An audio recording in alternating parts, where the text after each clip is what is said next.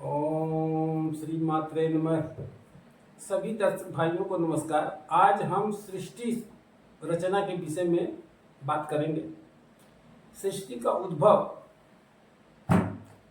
ब्रह्म के अंतः तरंग स्थल में जब चैतन्य स्मृति जाग उठती है, तब आधा देश अकुल देश से महामूला प्राण शक्ति कुंडलिनी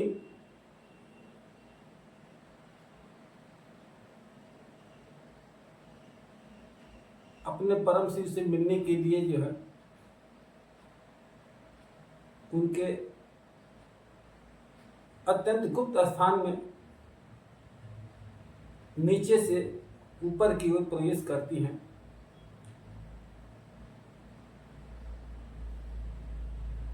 गुप्त स्थान महाशक्ति और परम ब्रह्म का मिलन स्थल है, जिसे महाबिंदु भी कहते हैं। मिलन के समय जो है प्रकृति साम्यावस्था में रहती है, उस समय वो महाबिंदु श्वेत बिंदु कहा जाता है। प्रकृति जब परम ब्रह्म से अलग होती है, रथ बिंदु का रूप धारण करती है। साम्यावस्था की अवस्था में जो है दोनों ब्रह्म और शक्ति अहम शब्द से जो है परिभाषित होते हैं। अहम अ को शिव प्रकाश कहते हैं, ह को शक्ति या विमर्श कहते हैं, म को बिंदु कहते हैं। इस बिंदु से ही समस्त सृष्टि की उत्पत्ति होती है। ये बिंदु अपने को तीन भागों में विभक्त करती है। तीन भागों में विभक्त होने पर शक्ति शांता के रूप में, वामा ज्येष्ठा रौद्री और शिव अंबिका के रूप में ज्ञान इच्छा क्रिया के रूप में व्यक्त होते हैं, जो आदि भौतिक दैविक रूप में मूल प्रकृति ईश्वर, हिरण्यगर्भ और विराट के रूप में जाने जाते हैं। इन तीन शक्तियों से जो है वामा ज्येष्ठा रौद्री या इच्छा ज्ञान क्रिया शक्ति से जो है इस पूरी सृष्टि की जो है संरचना हुई है। जो अहम का म बिंदु है, एक परावाक स्थिति में रहता है। इसी से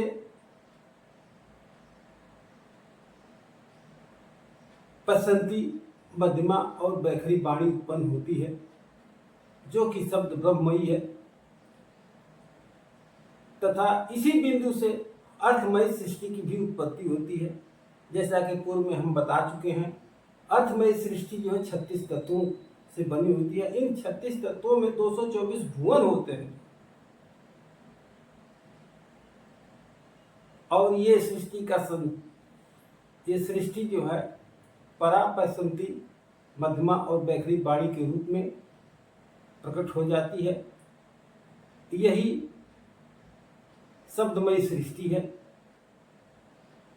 तथा यही शक्ति से उत्पन्न, बिंदु से उत्पन्न परा, पसंती और मध्यमा, ये जो चार वाणियां हैं,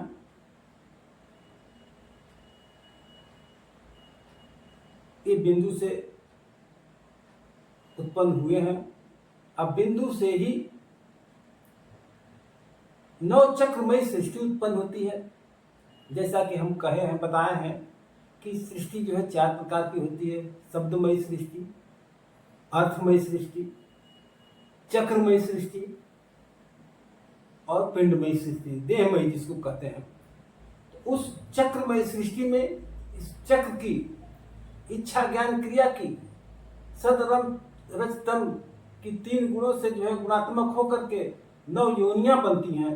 और ये 9 योनियां धर्म, आत्मा, अंतरात्मा, परमात्मा, ज्ञानात्मा, मातृमान में के रूप में 9 प्रकार की चक्रमय सृष्टि बनती है, जिसको 9 योनि 9 आवरणात्मक जो है कहते हैं। 9 आवरणात्मक सृष्टि बिंदु, त्रिकोण, अष्टकोण, अंतर्दशा, बहिर्दशा, चतुर्दशा, अष्टदल कमल, षोडश दल कमल के बाद वृत्त, वृत्त के बाद भूतु होते हैं। तथा पिंडमय सृष्टि, देहमय सृष्टि जो कहते हैं, ये जो हमारी काया है, ये शरीर है, ये 2 तत्वों से बनी हुई है। एक है जड़ और दूसरा है चेतन।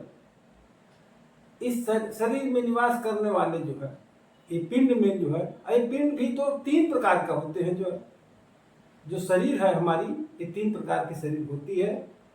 एक स्थूल शरीर होती है, एक सूक्ष्म शरीर होती है और एक कारण शरीर होती है। स्थूल शरीर में ये 2 प्रकार की होती है।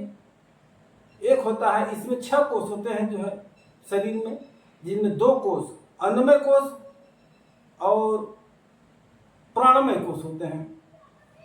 इनकी अपनी शक्ति नहीं है, ये दूसरे से शक्ति लेकर के शक्तिमान होते हैं जो है। दूसरी शरीर है सूक्ष्म शरीर, जिसमें मनोमय कोष और ज्ञानमय कोष होता है। मनोमय कोष क्रिया प्रधान है और ज्ञानमय कोष ज्ञान प्रधान है। एक तीसरी शरीर जो है कारण शरीर होती है, जिसको आनंदमय कोष कही जाती है, जो है प्राकृतिक शरीर भी कहते हैं, लिंग शरीर भी कही जाती है। इसकी भी अपनी शक्ति नहीं है, जो है इसमें चित्त का ज्ञानात्मक भाग क्रियात्मक रूप में हो करके जीवन को संचरण करता है, जो जीवनी शक्ति देता है। जो है इस प्रकार ये तीनों शरीर पंचकोशों से बनी हुई देहमयी सृष्टि के रूप में जानी जाती है।